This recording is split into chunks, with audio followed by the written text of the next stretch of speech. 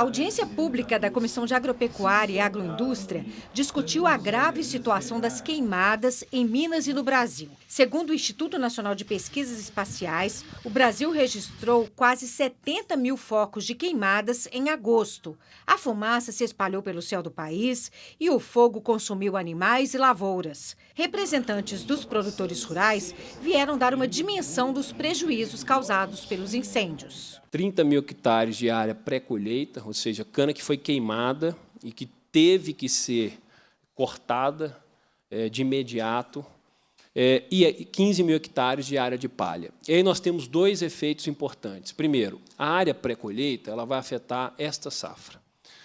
Essa cana é uma cana que não necessariamente estava pronta para ser colhida, então ela teve que ser colhida de forma imediata. A gente leva ela para a indústria e a gente, na maioria dos casos, há uma dificuldade que a gente chama de cristalização, né, da sacarose que está ali contida na cana. Ou seja, ela perdeu qualidade. E aí eu não consigo fazer açúcar. Ouso dizer que estamos assemelhados à calamidade pública que aconteceu no Rio Grande do Sul. Lá foi com a água, aqui é com a seca e com o fogo.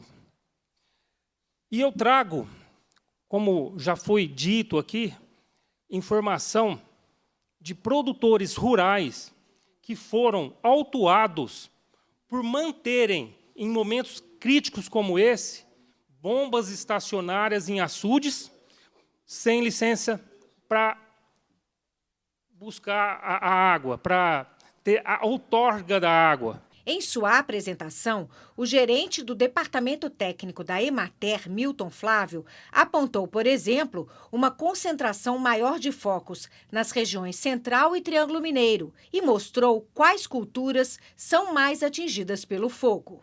Gráfico mostra principais culturas e segmentos que foram atingidos, né? Então, mata nativa, florestas plantadas e a cana-de-açúcar lá com 27,9%, competindo apenas com mata nativa, todas as áreas, né, e pastagens também que foram bastante afetadas. Para conter os focos de incêndio, os participantes sugerem mais eficiência na limpeza de faixas de domínio das rodovias, já que muitas delas cortam áreas com plantações, matas ou algum tipo de vegetação seca. E também a reestruturação do programa Pré-Incêndio, com medidas como a disponibilização exclusiva de aeronaves de combate a incêndio em regiões vulneráveis. A representante da FAENG reforçou o prejuízo em toda a cadeia produtiva. Porque os efeitos são em cascata.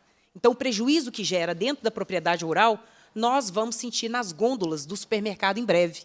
Então, Mário já sinalizou, né, o prejuízo que nós vamos ter aí, a tendência de prejuízo nesse setor muito expressivo e importante no qual ele representa, mas a gente estende isso para todos os setores. O deputado Raul Belém, do Cidadania, defendeu alternativas, como ajustes no Plano Safra e uma carência maior, para que produtores afetados possam honrar seus compromissos financeiros. Reforçou os esclarecimentos de que o setor produtivo não tem culpa dos incêndios e, na prática, são mais vítimas do fogo. O produtor rural é o grande prejudicado de tudo o que está acontecendo em relação a esses incêndios, que tem a sua produção comprometida, né? E nós vamos falar aqui, são muitos hectares de cana, de pastagens, de outras culturas que foram completamente destruídos pelo fogo. Fiz uma viagem internacional há 20 dias atrás, saindo de São Paulo. Ao que você chegou, foi os dias que estava tendo em Ribeirão Preto, né? Ao que você chega na região de Ribeirão Preto, Barretos, era muito incêndio. Depois dá um tempo até no Mato Grosso. Depois aqui entra na Amazônia, gente, é assustador a quantidade. E o Brasil mandando os bombeiros apagar fogo na Bolívia. O tempo não está ajudando, são 5 meses sem chuva, um sol muito forte, então a gente não consegue evitar. Mesmo que os criminosos, a polícia civil, polícia militar, tem que agir com rigor. Agir com rigor, prendendo as pessoas para evitar que outras pessoas tomem a mesma iniciativa. Mas, em muitos casos, o fogo é espontâneo.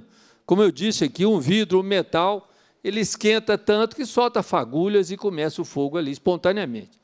As sugestões apresentadas na audiência também passam por investimentos em tecnologia, como a geração artificial de chuvas, já utilizada em alguns países europeus e no Oriente Médio. Analisamos a situação na Bulgária e contamos que, por meio das precipitações, podemos reduzir o número das queimadas de 50%. Покупает от меня реагент, который использует за увеличение осадки.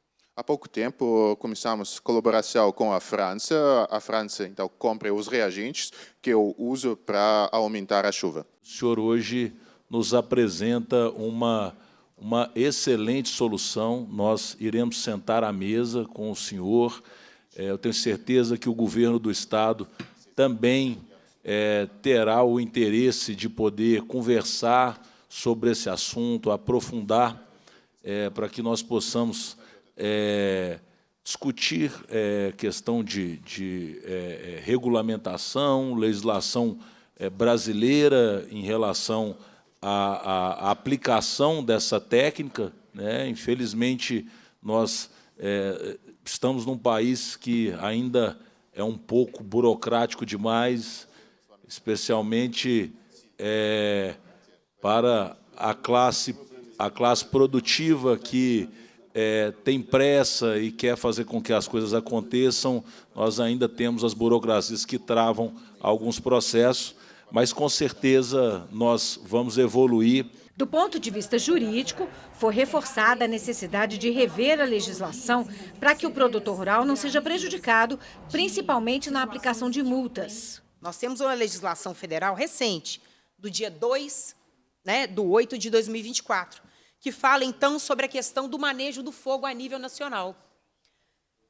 Provocar incêndio, artigo 41 da Lei 14.944 de 2024, artigo 41.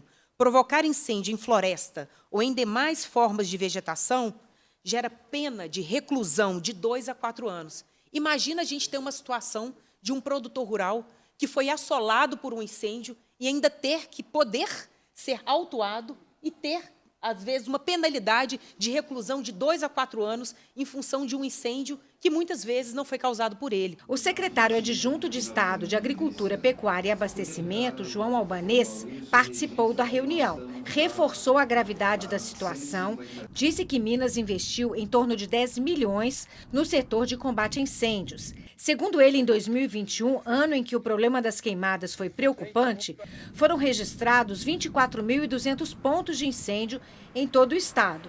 Em 2024, somente até o final de agosto, foram 21 mil pontos. Segundo ele, é um momento aflitivo, com 150 dias em precipitação e perda de umidade por evaporação. Ele explicou como o governo vem trabalhando o problema. O governo tem trabalhado de uma forma muito proativa, né? Nós estamos investindo mais de 10 milhões em máquinas, equipamentos, aeronaves.